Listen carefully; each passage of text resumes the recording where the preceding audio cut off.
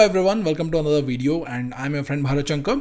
तो कुछ टाइम से आपने देखा होगा कि हम फाइनेंशियल सेक्टर को बहुत ही एक्सटेंसिवली कवर कर रहे हैं। और फाइनेंशियल सेक्टर यानी जो नॉन बैंकिंग फाइनेंशियल कंपनीज है, यानी जो एनबीएफसीज है, जो बैंक्स है और जो फाइनेंशियल सेक्टर के कंपनीज है। और इन सेक्टर्स को हमने कॉन्शियसली इसीलिए कवर किया था क्योंकि इन सेक्टर्स में हमने मैसिव ट्रिगर्स देखे थे। और जनरली हमने क्या देखा है, जब भी ऐसे मैसिव ट्रिगर्स आते हैं तो सेक्टर और उस सेक्टर के जो स्टॉक्स होते हैं वो एक दो दिन ऊपर नीचे होते हैं और उसके बाद फिर से वहां पर कुछ भी एक्टिविटी नहीं होता है, वो भी एक बहुत ही लंबे समय तक। क्योंकि ऐसे ट्रिगर्स का कंपनी के स्ट्रेंथ में जो ट्रांजिशन होने का जो प्रोसेस है वो बहुत ही स्लो होता है। और इस स्लो प्रोसेस को लोग हार्डली नोटिस करते हैं क्योंकि we are used to fast things कि एक दिन स्टॉक बढ़ जाए 10%, 20%, ऐसे चीजें लोगों को चाहिए। लेकिन जो स्लोअर ट्रांजिशन है दैट गोज अननोटिस्ड। और अभी अगर आप देखेंगे तो ऐसे सेक्टर्स जिसके ऊपर लोगों को भरोसा नहीं था, लोग सोच रहे थे कि ये बीटन डाउन सेक्टर्स है और भी ज्यादा गिर सकते हैं, उन्हीं सेक्टर्स के स्टॉक आज के टाइम में मोर देन 50% अप है। और इस सेक्टर का स्ट्रेंथ अभी भी बढ़ रहा है and it is continuously increasing. तो आज की वीडियो में हम इसी सेक्टर के बारे में डिस्कस करेंगे और इस सेक्टर में कुछ इंपॉर्टेंट कंपनीज में होने वाले डेवलपमेंट्स को भी कवर करेंगे और ये भी समझने की कोशिश करेंगे कि इस सेक्टर का स्ट्रेंथ जो है वो दिवाली के बाद यानी आने वाले टाइम में भी क्या बढ़ेगा, क्या घटेगा, इसमें कुछ चैलेंजेस है, हर्डल्स है, जो भी है उसको कंप्लीटली एक 360 डिग्री एनालिसिस करेंगे। लेकिन आगे बढ़ने से पहले बहुत सारे लोग कमेंट्स में लिखते रहते हैं कि सर अच्छे स्टॉक्स को कैसे फिल्टर करना है, क्योंकि मार्केट में इतने सारे स्टॉक्स है, हर स्टॉक के ऊपर नजर रखना, हर न्यूज को ट्रैक करना बहुत मुश्किल होता है। ऐसे टाइम पे अच्छे स्टॉक्स को कैसे आइडेंटिफाई करें, कौन सा स्टॉक अप ट्रेंड में है उसको कैसे पहचाने और कौन सा स्टॉक डाउन ट्रेंड में है जिसको अवॉइड करना है उसको कैसे आइडेंटिफाई करें, और ऐसे फिल्टर्स के बेसिस पे short term stocks, long term stocks को कैसे पिक करना है, इसके रिलेटेड बहुत सारे कमेंट्स आते हैं। और इसी प्रॉब्लम को एड्रेस करने के लिए हम इस संडे को एक वर्कशॉप कर रहे हैं और इस वर्कशॉप में हम ट्रेडिंग व्यू के कुछ ऐसे रेडीमेड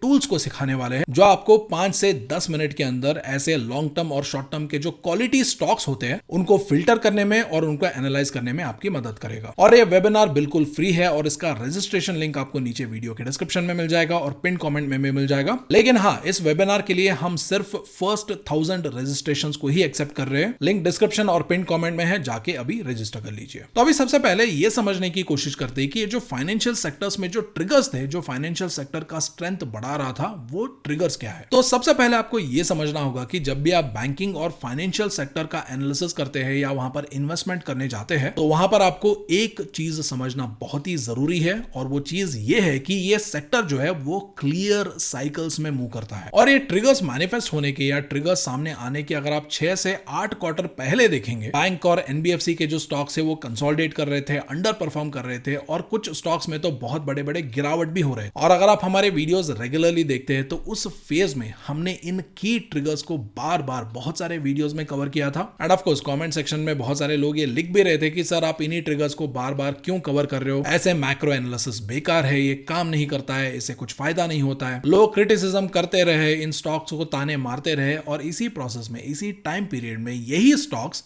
20, 30, 40, 60% तक बढ़ गए। And the beauty of the stock market is इसको किसी ने नोटिस भी नहीं किया। और ये स्टॉक्स कौन कौन से हैं और अभी भी ऐसे कौन से स्टॉक्स हैं जो मोमेंटम गेन कर रहे हैं उसके बारे में भी डिस्कस करेंगे। लेकिन सबसे पहले ये मेजर की ट्रिगर्स क्या थे उसको थोड़ा सा समझ लेते हैं। पहला की ट्रिगर ये था कि आरबीआई ने इंटरेस्ट रेट को कट करना स्टार्ट कर दिया था। एंड ऑफ कोर्स जब इंटरेस्ट रेट कट होता है तो जो कॉस्ट ऑफ बोरोइंग होता है कॉर्पोरेट्स के लिए और इंडिविजुअल्स के लिए दोनों कम हो जाता है। यानी जिन कंपनीज को लोन लेके बिजनेस एक्सपैंड करना है उनको कम इंटरेस्ट पे करना पड़ता है और जिन लोगों को लोन लेके कुछ खरीदना होता है या घर खरीदना है, गाड़ी खरीदना है, उनके लिए भी इंटरेस्ट कम हो जाता है। दूसरा की ट्रिगर क्या था, आरबीआई जो है वो बैंकिंग सिस्टम में कैपिटल इन्फ्यूज कर रहा था। यानी आरबीआई बता रहा था बैंक्स को कि हम तुमसे बॉन्ड खरीदेंगे और तुम हमसे कैश ले लो। और इसकी वजह से क्या होगा, बैंक्स के पास लोन देने के लिए ज्यादा पैसे रहेंगे। और ये जो कैपिटल इन्फ्यूजन था ये बैंकिंग सिस्टम में, ये जो प्राइवेट बैंक्स है उससे कहीं गुना ज्यादा पीएसयू बैंक्स के लिए बहुत ज्यादा बेनिफिशियल था, क्योंकि ऐसे जो कैपिटल इन्फ्यूजन होते हैं दे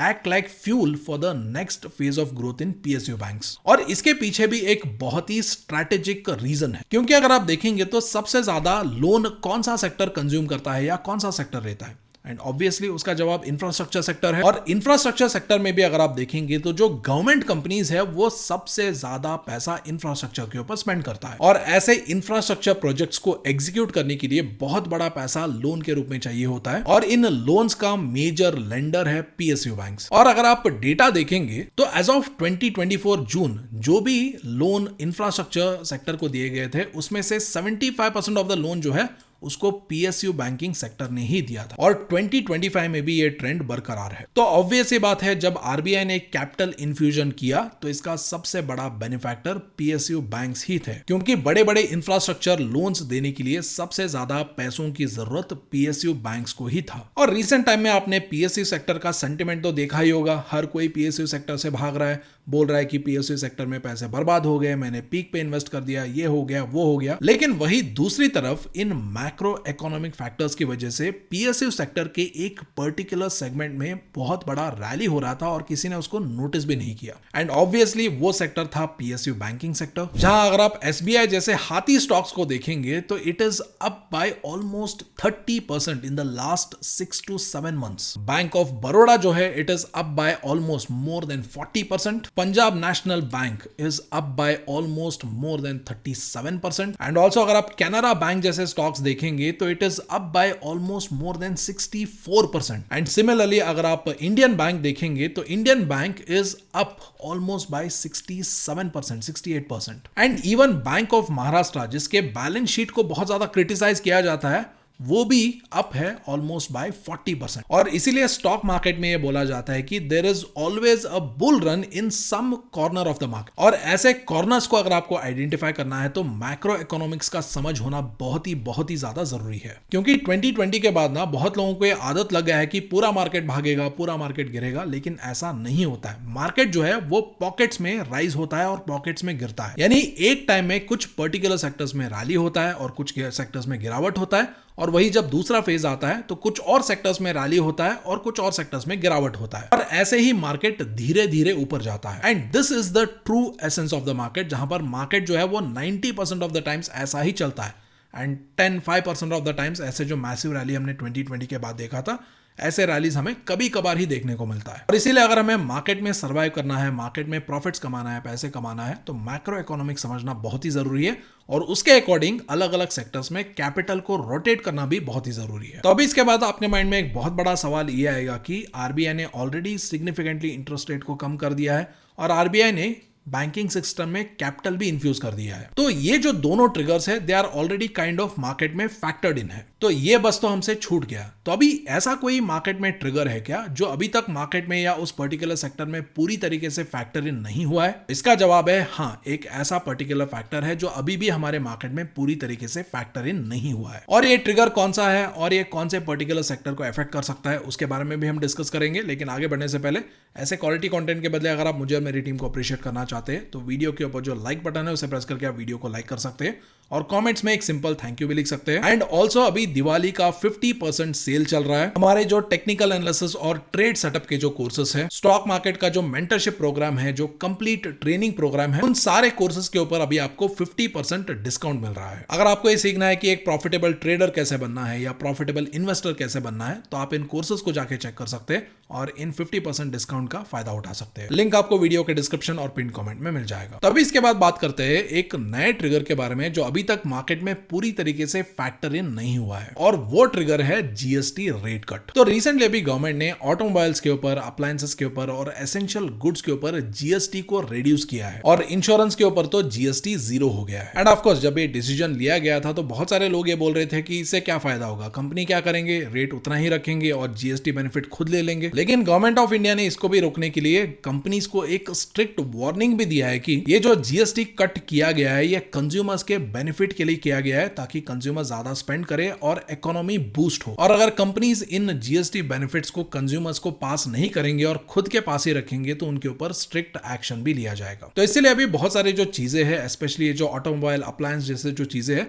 वो अभी सस्ते होते नजर आएंगे। और अभी आपने देखा भी होगा बहुत लोग दिवाली पे गाड़ी इसलिए खरीद रहे हैं क्योंकि जीएसटी की वजह से प्राइसेस कम हुए हैं। एंड सरप्राइजिंगली कुछ टाइम पहले जब मैं एक दोस्त से बात कर रहा था तो वो इंश्योरेंस इसीलिए ले रहा है क्योंकि अभी उसके ऊपर जीएसटी 0 है, यानी 18% वो सस्ता मिल रहा है। एंड ऑफ कोर्स ये इंश्योरेंस खरीदने खरीदने का कोई लॉजिक नहीं है। But the point here is that अभी जीएसटी कम होने की वजह से प्राइस सस्ता होगा, तो बहुत सारे लोग अभी सामान ज्यादा खरीदेंगे, गाड़ी ज्यादा खरीदेंगे, और इसकी वजह से जो लोन्स का इशू भी है वो ज्यादा होगा। एंड यू कैन इमेजिन जब 10 में से 7 आईफोन ईएमआई पे लोग खरीद रहे हैं, तो ऐसे टाइम पे अगर कार खरीदना है, बाइक खरीदना है, टीवी खरीदना है या कोई फ्रिज खरीदना है, तो ज्यादा से ज्यादा लोग ऐसी चीजों को ईएमआई पे ही खरीदेंगे। और इसकी वजह से क्या होगा, जो कंज्यूमर रिलेटेड लोन्स देने वाले जो कंपनीज है उनको यहाँ पर ज्यादा बेनिफिट मिलेगा, ज्यादा फायदा होगा। और ऐसे कंपनीज का अगर आप कुछ एग्जाम्पल देखना चाहे तो Bajaj finance limited is one of the biggest examples. और यहां पर मैं बजाज फाइनेंस की बात इसीलिए स्पेसिफिकली कर रहा हूं क्योंकि ऐसे एनबीएफसीज के पास ज्यादा से ज्यादा वो लोग आते हैं जिनको बैंक से लोन नहीं मिल पाता है। मे भी हो सकता है गिरवी रखने के लिए उनके पास कोई एसेट ना हो, या उनका जो क्रेडिट स्कोर है वो अच्छा नहीं हो। एंड मेजॉरिटी ऑफ द जो कंज्यूमर्स होते हैं जो लोन लेके चीजें खरीदते हैं, उनमें से ज्यादा एनबीएफसी से ही लोन लेते हैं। और इसी रीजन की वजह से अभी ये जो बाइंग डिमांड क्रिएट होगा बिकॉज ऑफ रिड्यूस्ड प्राइसेस, उसका बिगेस्ट बेनिफैक्टर ऐसे जो एनबीएफसीज है जो ऐसे लोगों को लोन देते हैं जिनको बैंक्स लोन नहीं देता है। और बजाज फाइनेंस अगर आप देखेंगे तो एक ऐसा कंपनी है जो ऑलमोस्ट हर टाइम पे एक स्टेडी ग्रोथ ट्रैक पे रहता ही है। Because if you see last 5 years में ऐसा कोई भी ईयर नहीं है जहां पर प्रॉफिट्स में नेगेटिव ग्रोथ हुआ हो, एंड सिमिलरली लास्ट 5 इयर्स में ऐसा कोई भी साल नहीं है जहां पर प्रॉफिट्स में नेगेटिव ग्रोथ हुआ हो। और पहले इस कंपनी में वैल्यूएशन एक कंसर्न था, और अभी अगर आप देखेंगे तो इसका जो पीई रेशियो है वो अबाउट 38 के आसपास है। और लास्ट 5 इयर्स का अगर आप पीई ट्रैक रिकॉर्ड देखेंगे तो पी बहुत ही ज्यादा कॉन्ट्रैक्ट भी हुआ है। एक टाइम पे जहां पर पीक में इस कंपनी का पी अबाउट 106 के आसपास था, वो अभी रिड्यूस होके अभी अराउंड 36-37 के आसपास है। और इस बीच वाले फेज में अगर आप देखेंगे तो एक मेजर पी कॉन्ट्रैक्शन हुआ है, और ये पी कॉन्ट्रैक्शन होने के पीछे भी सॉलिड रीजंस थे। पहले कंपनी जिस तेजी से ग्रो कर रहा था, बीच में उस तेजी से कंपनी ग्रो नहीं कर पा रहा था, क्योंकि जब इंटरेस्ट रेट बढ़ गए, इन्फ्लेशन बहुत ज्यादा था, कंजम्पशन कम था, तो उस टाइम ऑफकोर्स इनका ग्रोथ भी कम था। लेकिन अभी अगर आप देखेंगे तो जो कंजम्पशन के जो कंडीशंस है वो फेवरेबल होते नजर आ रहे हैं। End of course GST cut is also one of the reasons, और साथ ही साथ अभी इंटरेस्ट रेट कट होने की वजह से लोन भी सस्ता पड़ रहा है। और अगर ये दोनों फैक्टर्स आने वाले टाइम में अच्छे से प्ले करते हैं, उसकी वजह से नंबर्स में ज्यादा ग्रोथ दिखता है, तो बजाज फाइनेंस जैसे कंपनीज का जो पी है वो एक्सपैंड हो, उसके चांसेस बढ़ जाएंगे। एंड ऑब्वियसली अगर पी एक्सपैंड होगा तो प्राइस भी उसकी वजह से ऊपर जाना चाहिए। उसके अलावा एक और कंपनी है चोलामंडला फाइनेंस, और ये जो कंपनी है ये व्हीकल फाइनेंसिंग बहुत ज्यादा करता है, और इसका जो 54% ऑफ द रेवेन्यू है वो व्हीकल फाइनेंसिंग से ही आता है। और अभी अगर जीएसटी कट होने की वजह से अगर व्हीकल ज्यादा बिकेंगे, लोग ज्यादा व्हीकल लोन्स देंगे, तो इस कंपनी को भी उसकी वजह से फायदा होना चाहिए। और उसके बाद एसबीआई कार्ड्स एक कैंडिडेट हो सकता है, प्रोवाइडेड एसबीआई कार्ड्स कुछ क्वार्टर्स में एटलीस्ट ये प्रूव कर पाएगा कि वो ये जो अभी अपॉर्चुनिटी आ रहा है उसकी वजह से वो अपना मार्जिन्स बढ़ा पा रहा है और अपना प्रॉफिट्स बढ़ा पा रहा है। क्योंकि प्रेजेंट टाइम में अगर आप देखेंगे तो प्रॉफिट्स में उतना कुछ खास ग्रोथ है नहीं, because if you see the profit and loss statements, अगर आप लास्ट 5 इयर्स का डेटा देखेंगे तो हाँ 2 साल 3 साल में ग्रोथ हो रहा था, लेकिन लास्ट 1 ईयर में और ट्रेलिंग 12 मंथ्स में प्रॉफिट जो है वो kind of negative growth trend पे है। और अगर आप क्वार्टरली रिजल्ट्स भी देखेंगे तो जून 2025 में कंपनी ने अबाउट 556 करोड़ का प्रॉफिट पोस्ट किया था।